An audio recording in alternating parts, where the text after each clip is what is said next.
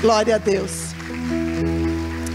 Você sabe que hoje pela manhã, estava escuro ainda, o telefone tocou, o bispo foi atender, e depois quando ele deitou, eu virei para ele e fiz uma pergunta, e acho que ele falou, nossa, que doideira da mulher fazer essa pergunta. Eu virei para ele e falei assim, como que chamava mesmo aquele maratonista brasileiro que estava ganhando a maratona lá em primeiro lugar e de repente uma pessoa vai e o agride, sai da multidão e o agride, e ele que estava ganhando, né, a medalha, ele acabou perdendo. Ele deve ter pensado, mas que coisa doida essa mulher acordar perguntando isso, né? Então são coisas assim que vêm à nossa memória, que Deus nos traz à memória, e tem tudo a ver com a palavra que Ele colocou no meu coração. Em 2004, houve as Olimpíadas de Atenas, os Jogos Olímpicos de Atenas.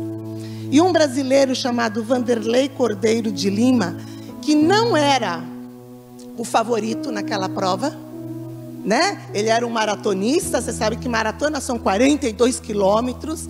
O preparo daqueles atletas, sabe, para os Jogos Olímpicos, é um preparo de 4 anos, de uma vida. Eles se negam a muitas coisas, eles abrem mão de muitas coisas.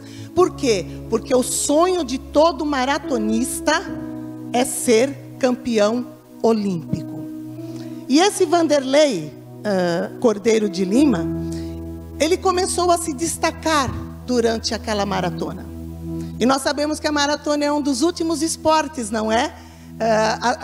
A ser realizado nos Jogos Olímpicos, né? Muito bonito, porque é o único que é tudo fora do estádio, mas no final, o primeiro que adentra ao estádio é o campeão, né? E ele estava correndo, e ele estava em primeiro lugar, o Brasil inteiro estava torcendo por ele, porque aquele que de repente pela mídia não tinha condições de ser o campeão, e ele estava deixando todo mundo para trás, quando estava faltando muito pouco mesmo, para ele chegar ao estádio e adentrar aquele estádio e ser consagrado campeão. Um louco, um desvairado, sai do meio da multidão, agarra ele e começa a segurá-lo, e ele foi praticamente agredido por essa pessoa. O homem foi pego pelos polícias, mas o Vanderlei e uma humanidade inteira que estava assistindo, e o estádio inteiro que estava olhando naquele telão enorme, de boca aberta, viram que aquele que podia ter sido campeão não tinha mais chance para ele. Mas qual foi a surpresa de todo o povo? Aquele homem, quando ele conseguiu se desvencilhar das mãos daquele agressor, ele se focou de novo no objetivo dele e continuou a correr. E ele entrou no estádio não em primeiro lugar, mas ele pegou a medalha de bronze naquela Olimpíada. E ele foi ovacionado em pé por um estádio inteiro. Quem ganhou o primeiro lugar, a medalha de ouro, a medalha de prata, ninguém sabe. Mas o mundo do esporte reconhece o grande feito do Vanderlei Cordeiro de Lima. Um brasileiro que não desistiu diante daquela adversidade. Ele ficou tão famoso que depois ele foi agraciado pelo maior prêmio olímpico, que é a medalha Pierre, eu peguei o nome, Pierre Coubertin, Pierre Coubertin. Somente 6 atletas olímpicos é que foram agraciados por essa medalha. É a maior honra, porque é a medalha do espírito olímpico. E ele se tornou o atleta mais famoso, o maratonista mais famoso. Por que eu trouxe isso? Porque a palavra que o Senhor pôs no meu coração é: não desista. Não desista. Lá em Filipenses 3, versículo 13 e 14, diz assim, Paulo falando, e quando Paulo escreve isso, ele é inspirado a escrever, ele tinha na sua mente exatamente uma corrida de um maratonista. Na época de Paulo, o Império Romano fazia muitos jogos, e um dos jogos que vem desde o Império Grego é a maratona. Era o mais importante. Então em Filipenses 3, versículo 13 e 14 diz assim: irmãos, quanto a mim, não julgo que haja alcançado, mas uma coisa eu faço, e é que, esquecendo-me das coisas que atrás ficam, e avançando para as que estão diante de mim, prossigo para o alvo, pelo prêmio da soberana vocação de Deus em Cristo Jesus. Olha o que Paulo está falando.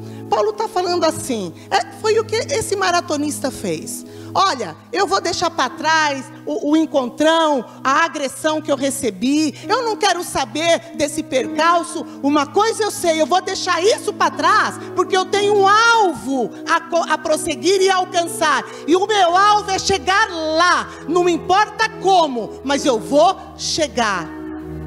Por quê? Porque ele falou, eu tenho um prêmio. Eu tenho um prêmio. E Paulo fala assim, eu vou alcançar esse prêmio. A soberana vocação de Deus em Cristo Jesus. Isso era o importante. Então Paulo foi agredido. Paulo foi açoitado. Paulo teve que fugir dentro de um cesto. Paulo foi perseguido. Ele sofreu tanto, mas sabe o que ele fazia? Eu vou deixar as coisas para trás, não quero nem saber. O diabo se levanta, mas eu vou prosseguir, porque eu tenho um prêmio para receber do meu Senhor. É isso que ele está falando. E eu fui procurar no dicionário, como professora que sou, eu quis saber como que o dicionário, porque todo mundo sabe o que é desistir, né, gente? Mas todo mundo sabe o que é. Infelizmente todos sabem o que é. Mas no dicionário diz que é assim. A definição está assim: desistir é abster-se, é renunciar de modo voluntário, não continuar. Mas o que me chamou a atenção foi essa próxima definição: renunciar a um relacionamento já estabelecido com alguém. Eu fiquei nisso. Sabe por que eu fiquei nisso? Porque nós estamos vivendo tempos muito difíceis, é ou não é? O tempo difícil. Outro dia eu li no Facebook assim. Os tempos que esse coronavírus é igualzinho série da Netflix. Quando eu penso que terminou, começa uma nova temporada. Não é assim? A Netflix é assim, né? Quando você pensa, acabou. Aí fala assim, novos capítulos. Novos episódios, né? E o coronavírus é isso que a gente tem visto. Mas ele já é o inimigo vencido. Sabe o que eu faço com ele? Eu deixo para trás, e vou prosseguir para o alvo. Esses tempos difíceis, meus queridos, não é só a igreja que está vivendo. Não é só você que está vivendo. É o mundo inteiro. É toda uma humanidade que está vivendo assim. O problema não é estar vivendo no meio dessa tragédia mundial. O problema está como você tem reagido no meio dessa tragédia. Qual é a sua postura diante de tudo isso que está acontecendo? Você está se deixando levar pelo que você ouve? Você está se deixando paralisar por um medo que não procede de Deus? Não, pelo amor de Deus. Esse vírus não nos pertence. Esse vírus não tem nada a ver conosco. Nós temos uma armadura que nos protege. Nós temos a armadura de Deus que nos protege. Nós temos o sangue de Jesus, que é o antídoto contra esse vírus.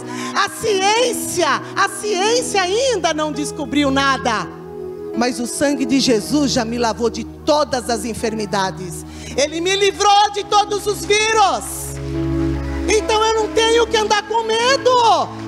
Eu deixo essas coisas para trás e eu vou prosseguir para o alvo.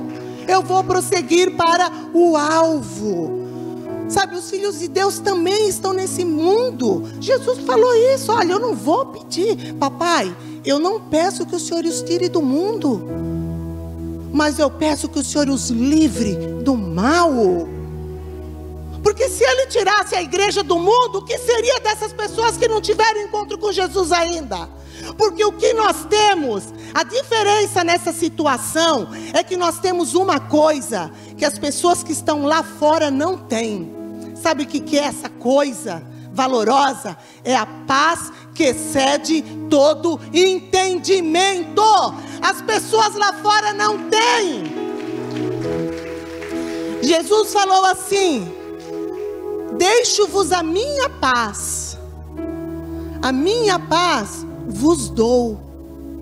Eu não a dou como o mundo dá, porque a paz do mundo depende das circunstâncias, mas a paz que excede o entendimento é aquela paz que causa alegria no meu coração no meio da tribulação, na certeza que eu tenho um alvo a atingir e que eu vou atingir, não na minha força, mas na força daquele que habita em mim.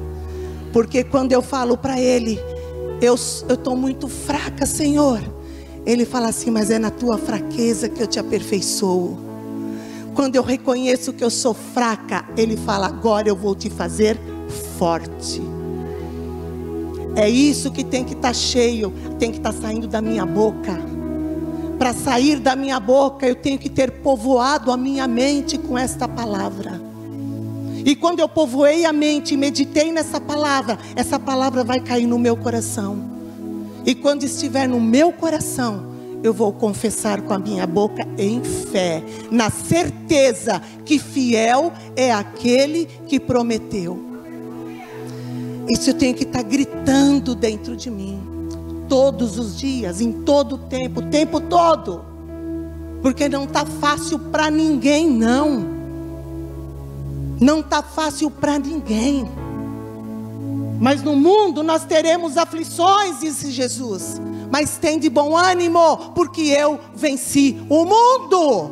E se você permanecer nele, você é mais do que vencedor. O segredo é permanecer nele, andar como ele, e ver como ele, falar como ele. É isso que eu tenho que fazer todos os dias. Queridos, essa paz calmante que vem e acalma minha alma, sabe, a maravilhosa graça de Deus está à nossa disposição. Essa graça e essa paz, o único que pôde comprar foi o sangue de Jesus, e entregou para nós de graça. Eu não precisei pagar nada por isso, porque Ele pagou tudo. Ele pagou tudo. Sabe, é muito comum, infelizmente, diante de tantas dificuldades, infelizmente, pessoas desistirem, pessoas acharem que não vale a pena. Nós vemos hoje que é o grande mal da sociedade. Nós vemos gerações aí, sabe, não tem coisa pior do que você começar alguma coisa e parar no meio do caminho. Isso vai te dando uma angústia, sabe? Vem vindo um sentimento de incapacidade, de que você não é capaz de nada. E hoje nós vemos as pessoas desistindo de tudo por nada. Qualquer coisinha é motivo. Pessoas desistindo de casamentos, ninguém mais luta. Casamento não é fácil. Casamento não é fácil. Mas nós temos que lutar. Sabe, quando eu fui dar entrada na minha cidadania, isso há 10, 12 anos atrás, eu dei entrada pelo casamento. E quando eu levei a certidão do Brasil, a certidão de casamento do Brasil na conservatória, a moça que recebeu o documento, ela olhou, ela fez assim. Na época eu tinha 32 anos de casada. Ela olhou e falou assim: 32 anos? Gente, eu parecia uma extraterrestre ali. Eu me sentia verdadeira. 32 anos? Nossa, não deve ter sido fácil, né? Eu falei: não foi fácil. Ela falou: mas vocês persistiram. Exatamente. Nós perseveramos e continuamos a perseverar. Nós não desistimos. Sabe por quê? Porque eu não vou renunciar a um relacionamento já estabelecido com Ele. No casamento, é com Ele o meu relacionamento. E eu não vou renunciar. Eu não vou abrir mão disso. Eu vou lutar. Tem pessoas desistindo dos filhos. Pessoas desistindo. Não tem mais jeito. Ah, para mim acabou. Não dá mais, estou cansado. Tem pessoas desistindo dos estudos. Para quê? Para que eu vou estudar? Do jeito que está. Isso é fé? Tem pessoas desistindo de sonhos. Nós não podemos desistir de sonhos. Ah, mas eu não sei. Não é você que tem que saber. Entregue os seus sonhos na mão de Deus. Ele vai fazer o melhor para a sua vida. Mas não desista. Tem gente que fala assim: ah, se acontecesse um milagre, a minha fé aumentaria. Ei, alô, presta atenção. A fé não é resultado de milagre, não. Mas o milagre é resultado da fé. E não tem outra forma de eu ter fé. Não adianta você pedir: pastor, ore por mim para eu ter fé. Não. Ele já deu a medida de fé para cada um de nós. Agora, para essa fé crescer, a fé só vem pelo ouvir, e ouvir, e ouvir, e ouvir, e ouvir, e ouvir, e ouvir, pela palavra de Deus. Por que eu falei? Ah, na minha Bíblia só tem um ouvir, os acréscimos são meus. São ouvir, ouvir, ouvir, ouvir, ouvir, ouvir. Até que aquela palavra se torne rema, revelação no seu espírito. Até que ela deixe de ser letra e passe a ser vida na sua vida. Quando a palavra falar com você, é porque você deu tempo para esta palavra falar. É assim que a fé aumenta. Não adianta fazer campanha de jejum. Não adianta fazer campanha de oração. Não adianta, gente. Não é assim que a fé vem. A fé vem pelo ouvir e ouvir. Não é a palavra. É pela palavra. O grande problema da nossa língua portuguesa é essa. Uma letrinha mudada ali muda o sentido de toda a frase. Ouvir a palavra é eu chegar aqui, ler o versículo e você ouvir. Ouvir pela palavra é você meditar nessa palavra e a palavra falar com você. Particularmente, ela fala com você. Sabe? Desistir é a atitude mais comum. O difícil é não desistir. O mais fácil é desistir. O difícil é você persistir. É você continuar. É você perseverar. Eu caí, eu levanto. Eu caí, eu levanto. Eu caí, eu levanto. Não importa quantas vezes você caiu, Deus está olhando quantas vezes você se dispôs a levantar pela força dele. É isso que vale a pena. Sabe? E desistir é uma atitude que desagrada a Deus de forma. Porque quando você desiste, você está declarando: eu não creio nas palavras que Deus deixou escrita para mim. É isso que quer dizer. Eu não acredito nisso. Quando eu desisto,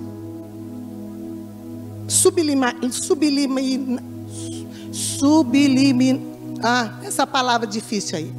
É subliminar. Tá bom, quero falar o mente e não consigo. Vocês entenderam? Hã? Não. É subliminarmente. Consegui. Subliminarmente. É uma mensagem subliminar. Ou seja, eu falo, desistiu. Mas está falando assim: não confio nas suas promessas. Não confio nas suas palavras. É assim que Deus ouve quando nós falamos: vou desistir, vou largar tudo, vou parar. Sabe por quê? Está escrito lá em Hebreus 10:38. Mas o justo viverá da fé. E se ele recuar, se ele desistir, minha alma não tem prazer. Ou seja, minha alma não se agrada nele. É Deus falando. Quem que é justo aqui? Quem que é justo? Ih, tem um monte de mão que não levantou. No final a gente vai fazer o apelo, não é? Nós somos justificados pelo sangue de Jesus. Nós somos declarados justos porque estamos no justo de Deus, na justiça de Deus, que é Cristo Jesus. O sangue de Jesus nos declarou inocentes, mesmo nós sendo culpados. Isso é justificado. Isso é justificado, né? O desistir é um dos grandes males, mas nós não vamos desistir. Mas de todos os males, casamento que pessoas desistem, filhos que pessoas desistem, estudos, sonhos. O grande problema é que nós vemos pessoas desistindo da comunhão com Deus. Pessoas desistindo de um relacionamento pré-estabelecido com Deus.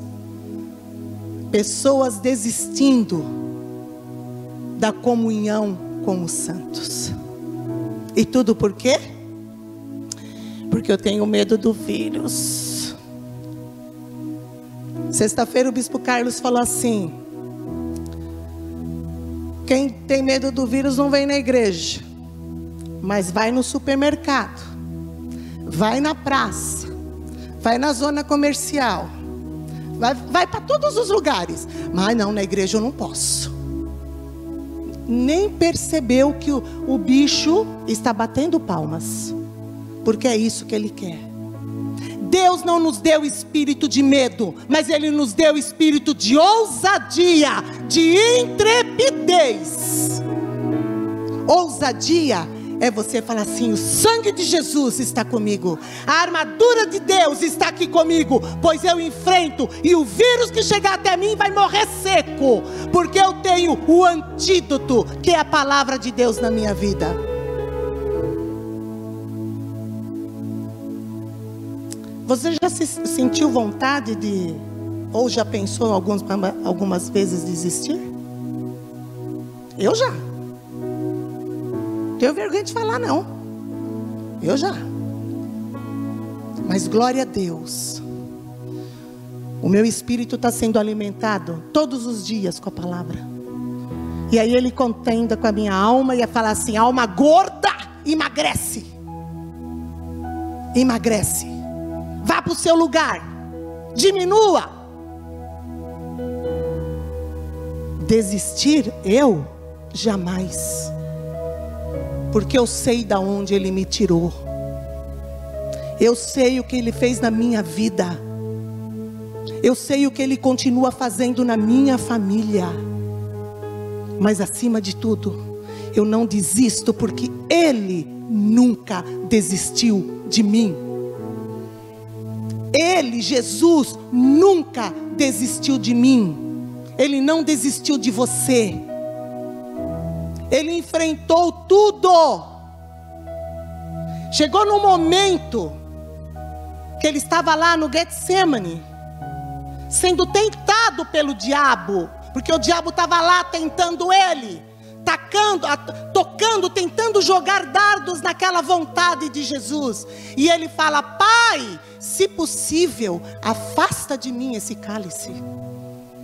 Em seguida, ele acertava a sintonia, ajustava: mas seja feita a tua vontade e não a minha.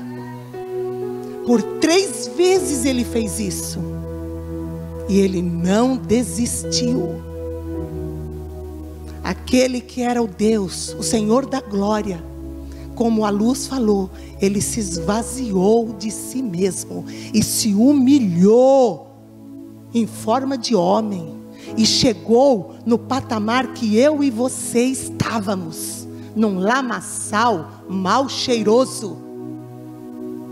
Foi a esse ponto que ele se humilhou. A carreira de Jesus aqui na terra foi descida, descida, descida, descida, descida, descida até o inferno, um lugar que estava já pronto para receber a mim e a receber a você.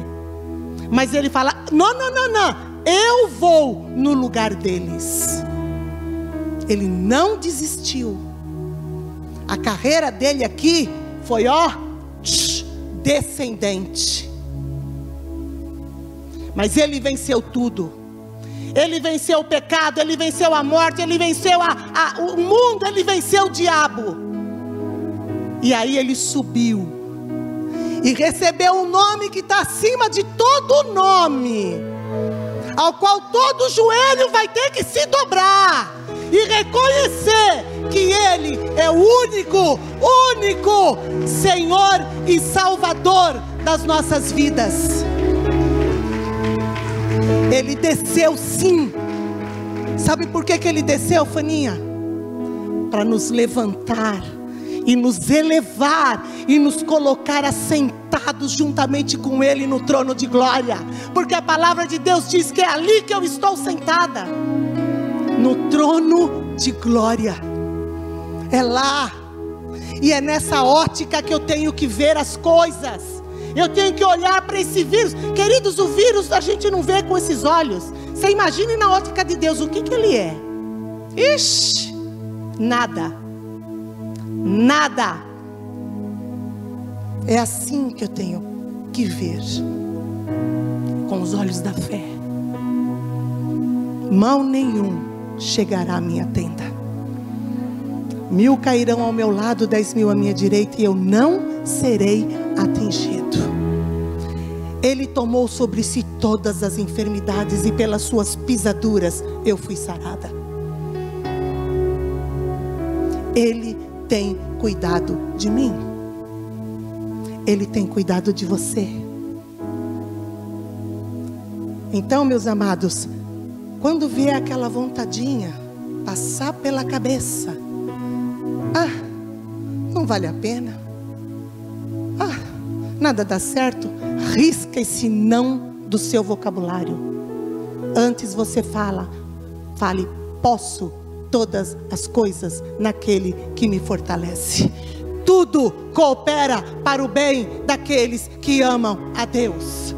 É isso que você tem que confessar. São sementes que você está lançando, e vai cair em terreno fértil e vai dar muitos frutos. Mas quando um pensamento assim vier, você sabe o que está escrito em Hebreus 12:3? Está escrito assim, Hebreus 12:3. Eu transcrevi tudo para ficar mais fácil. Agora aqui tá bom, gente, eu estou conseguindo ler. Tá bom demais. Considerai, pois, aquele, quando ele fala aquele é com letra maiúscula, é Jesus, que suportou tais contradições dos pecadores contra si mesmo, para que não enfraqueceis, desfalecendo em vossos ânimos.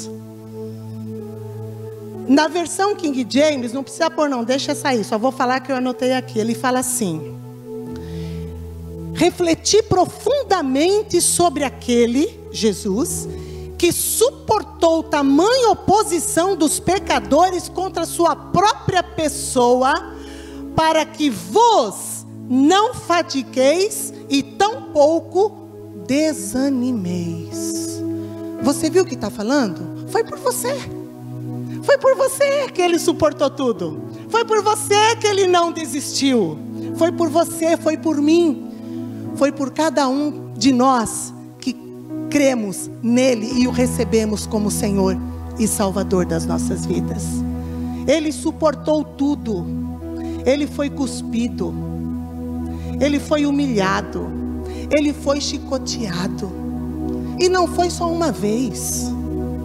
Durante todos os 3 anos do seu ministério, ele foi perseguido. Ele foi humilhado. E no final nós sabemos o que aconteceu. Foi coroado com uma coroa de espinhos. Foi chicoteado com aquelas 39 chicotadas que arrancavam pedaços da sua carne. E ele não abriu a boca. Ele não desistiu. Porque quando ele estava naquela cruz, ele olhava e via a mim, no lamaçal que eu me encontrava. E ele falava assim: eu preciso me identificar com ela até o fim. Eu preciso chegar no fundo daquele abismo em que ela se encontra. Porque quando eu tirar os pecados dela e colocar em cima de mim, por eu nunca ter pecado, eu vencerei a morte. E ressuscitando, e ela crendo em mim, eu entregarei a vida eterna para ela. Foi isso que ele fez. Ele não desistiu, nem de mim e nem de você. Eu vou desistir agora? Ele suportou tudo, porque está falando aí, para você não se fatigar e tampouco você desanimar, muito menos desistir, porque o desânimo leva à desistência. O desânimo leva a desistências. Jesus não desistiu, né? E ele continua a não desistir daquela humanidade que está lá fora, gente. Ele não desistiu.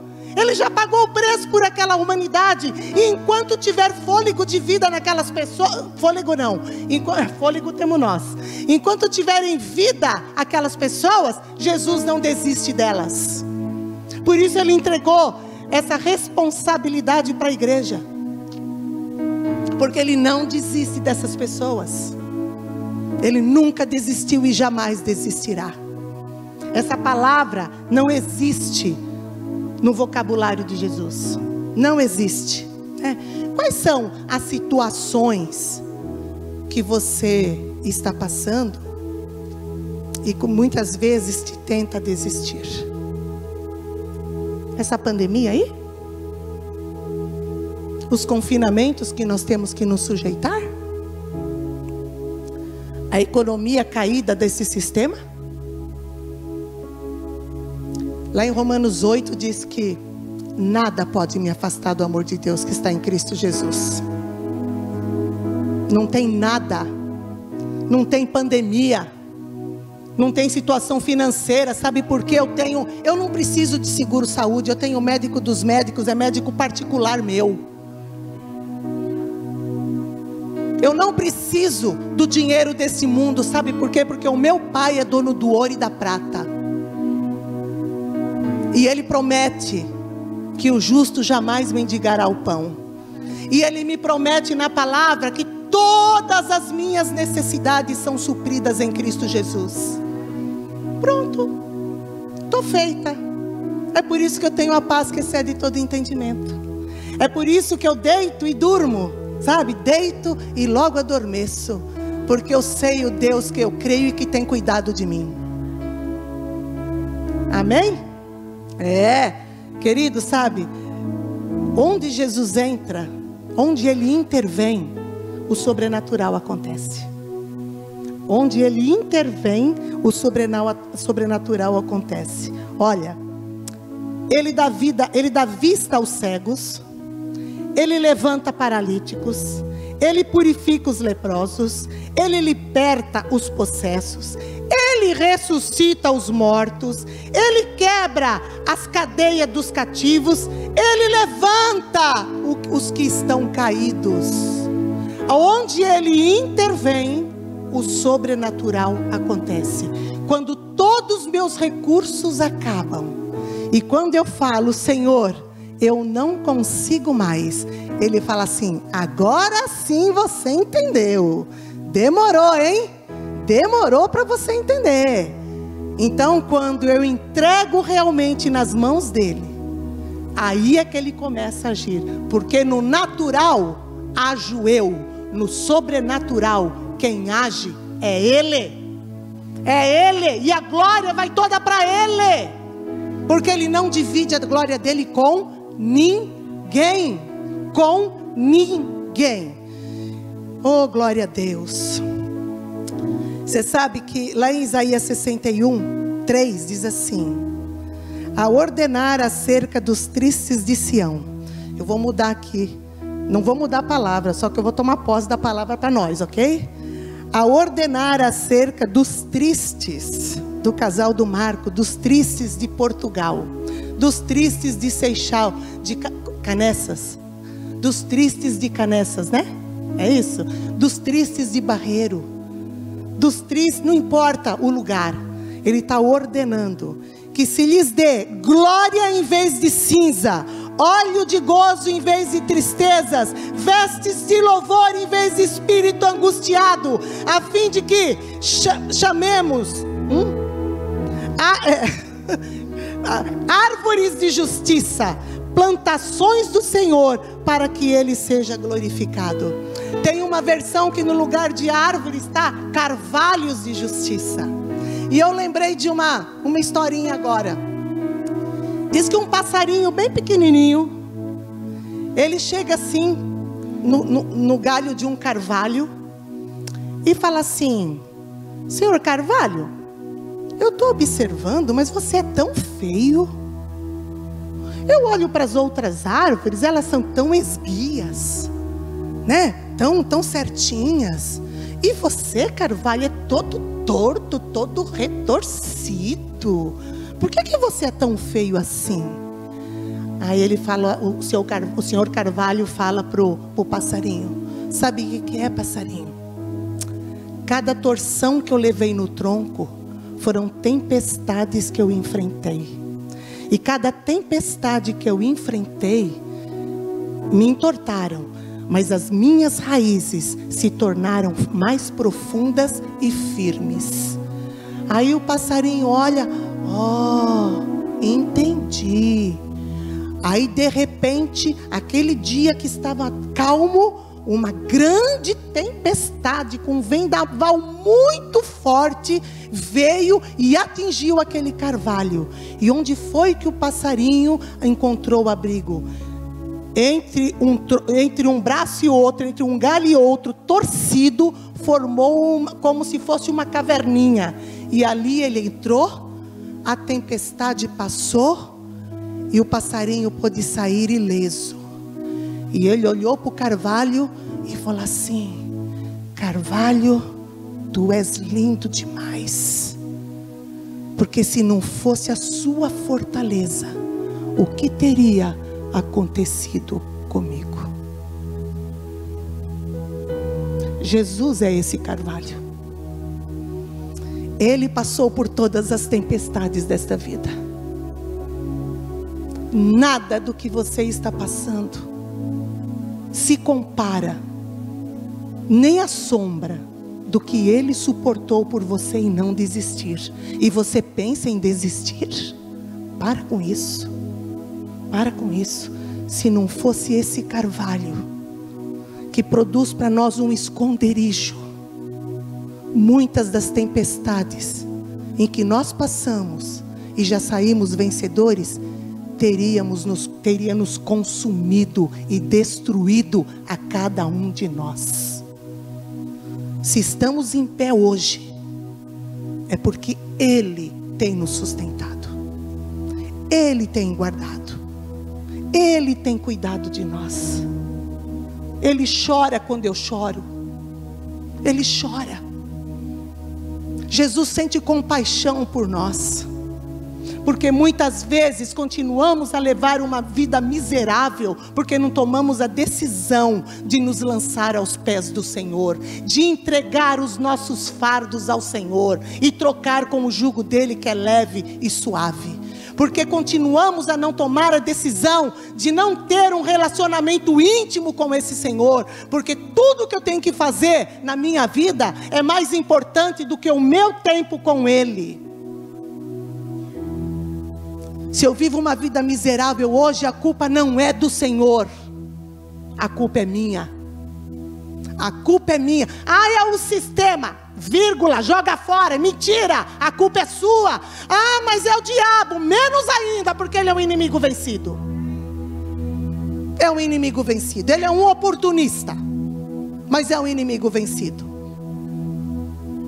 A vida que Jesus conquistou para mim e para você foi uma vida abundante. Vida em abundância. Ser prósperos em todas as áreas. E se você ainda pensa que ser próspero é ter um grande fundo lá, um saldo na conta bancária, se você pensa que ser próspero é ter lá uma mansão, uma casa de praia, uma casa de campo, isso não é prosperidade segundo Deus, não. A prosperidade bíblica é você ter ausência de necessidades, porque todas as necessidades Ele supre na sua vida. Todos os dias quando você acorda, tem uma mesa farta que o Senhor preparou para você, com todas as necessidades daquele dia providas para você. Mas tem muitos filhos que dão costa para aquela mesa e vão se servir dos banquetes que o mundo oferece. Porque para se servir dessa mesa do Senhor, que Ele prepara todos os dias, eu tenho que tomar uma decisão e ter o meu tempo com Ele. Ah, mas eu não tenho tempo. Não. Nossa, eu tenho tanta coisa para fazer. Não dá. O que você tem que fazer? Ah, eu tenho que ir lá fazer as compras de Natal. Eu tenho que aproveitar os horários, porque tudo fecha mais cedo, então eu tenho que ir, né? Você acha, bem na hora que eu ia na igreja, eu tenho que ir para o shopping, porque vai fechar as lojas. Então eu tenho que ir. Põe tudo na frente do Senhor. Deus, Ele não abre mão de ser o primeiro na sua vida. Ele não é a personagem coadjuvante. Ele é a personagem principal. E Ele não abre mão disso, não. Ele não abre mão. Ele não aceita também ser o primeiro em algumas áreas. Ou Ele é Senhor de tudo, ou Ele não é Senhor de nada. A escolha é sua, a escolha é minha. Uma coisa eu sei: Ele zela pela sua palavra para cumprir. E uma coisa eu sei: tudo que sai da boca de Deus não volta vazio, antes de cumprir o que lhe apraz. Mas uma coisa eu também sei: muitas palavras que vêm da boca de Deus para a igreja encontram terreno infértil, como a parábola do semeador me fala. Tem muitas pessoas que estão na igreja, no culto, mas aí escuta um plim no seu telemóvel, e não vai me dizer que não vai abrir, porque abre, para ver o que chegou ali de novidade. Olha a semente caindo na beira do caminho, no meio das pedras, não é? Eu sou um pouco radical nisso, vocês me perdoem. Ah, não, mas é que eu tenho a Bíblia. Agora você nem precisa, porque tem a Bíblia que é colocada aqui, ó. Então não pode nem usar a desculpa que traz o telemóvel ligado, porque eu preciso da Bíblia. Não, é colocada a Bíblia no telão. Quer um conselho? Eu vou dar um conselho. Se conselho fosse bom, a gente vendia e não dava, né? Mas eu vou arriscar. Eu vou arriscar. Sabe onde o meu telemóvel está?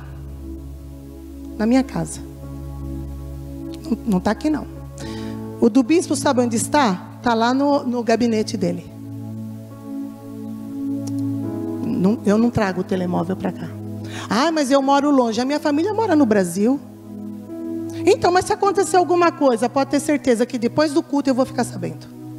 Mas o tempo do meu Deus é dele. E eu não vou dividir com ninguém. E eu não vou dividir com ninguém.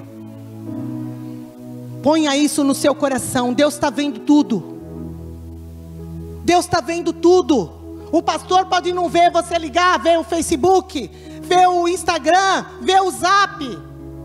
Mas Deus está vendo e o diabo está te roubando. Ah, mas então eu não posso entrar com o telemóvel? Pode, desliga ele. Deixa no mudo.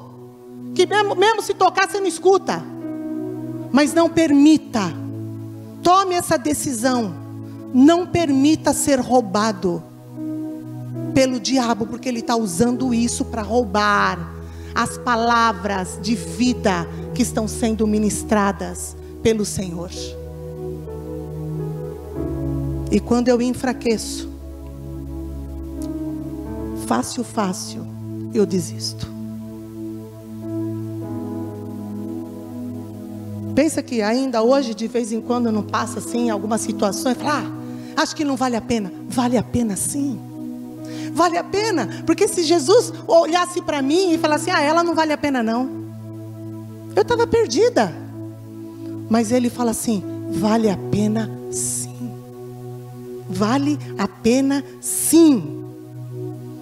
Queridos, esse é o momento que nós estamos passando, que nós temos que encher o nosso coração de esperança.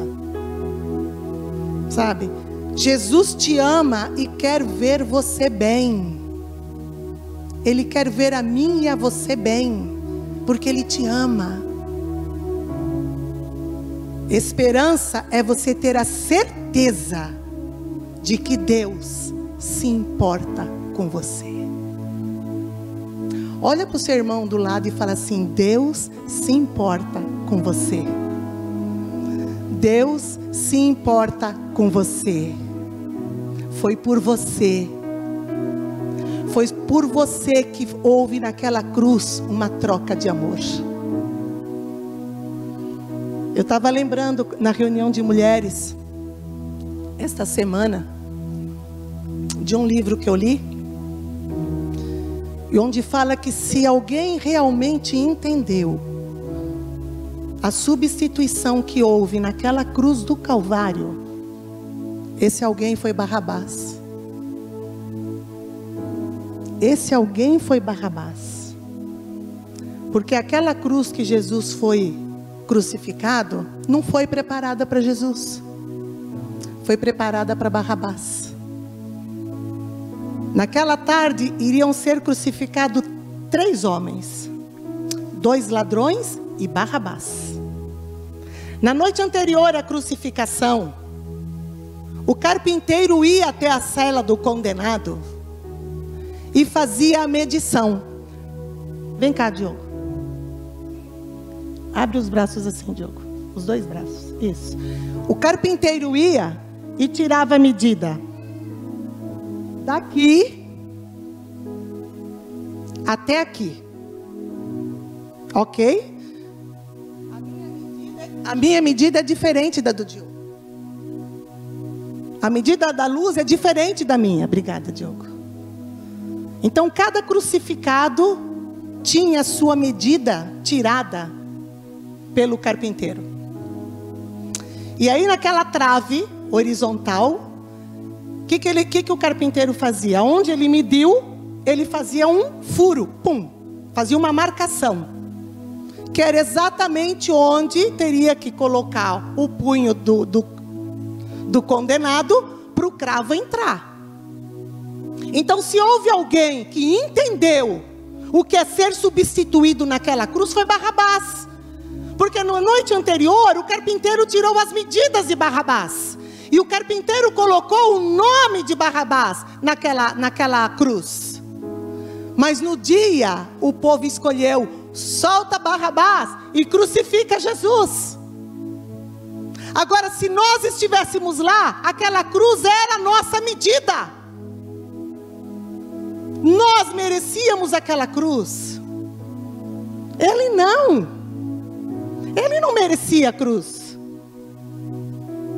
Mas ele se fez pecado para poder se identificar comigo e para poder me substituir naquela cruz, pagando uma dívida que era minha. Agora, porque eu entendo essa substituição, eu tenho que desejar me identificar com Ele. Eu quero ser como Ele é. Ah, mas a Bíblia diz que nós seremos como Ele é. Não, eu sei que lá nós seremos, mas eu quero ser como Ele é aqui. Eu quero que as pessoas olhem para mim, no meu modo de falar, no meu modo de agir, no meio dessa pandemia, tendo uma palavra de conforto, de esperança, de alegria, de paz, que excede todo entendimento, porque eu tenho Ele em mim, e aí eu vou estar oferecendo Cristo para essas pessoas. Aquela cruz não era dele, era minha e sua. Glória a Deus, Ele não desistiu. Glória a Deus, Ele não desistiu. E terminando essa parte, o autor começa a contar uma história de um pastor que ele conheceu. Que esse pastor, quando era criança, ele morava numa casa, numa vivenda, que a separação de uma casa na outra era feita por cerca. Não era muro, era uma cerca. E diz que tinha naquela casa a casa vizinha, tinha um pé de maçã, uma macieira. E quando era a época das maçãs, o menino, ele sempre pulava a cerca e ia roubar maçã na casa do vizinho. E diz que a mãe sempre chamava a atenção dele. Até que chegou um dia, a mãe pegou uma vara e falou assim para ele: filho, você está vendo essa vara? Sim, mamãe, tô. Tá chegando a época das maçãs começarem a ficar vermelhinhas. É verdade, mamãe, com um sorriso de orelha a orelha, né? Ela falou: então presta atenção. Se você pular a cerca para roubar a maçã na casa do vizinho novamente, você vai levar 5 varadas. Você entendeu? Sim, mamãe, sim. Eu não vou, não vou mais roubar. Tá bom. Os dias foram passando, as maçãs foram ficando cada vez mais vermelhinhas. Os olhinhos do menino já não conseguiam se desgrudar das maçãzinhas. E um dia ele olhou. É hoje, mamãe não está vendo. E pulou a cerca e se regalou em comer as maçãs. Voltou, limpou os vestígios, continuou a brincar, nem sinal da mamã. Aí a mamã chama para o almoço. Já vou, mamã. Aí ele vai.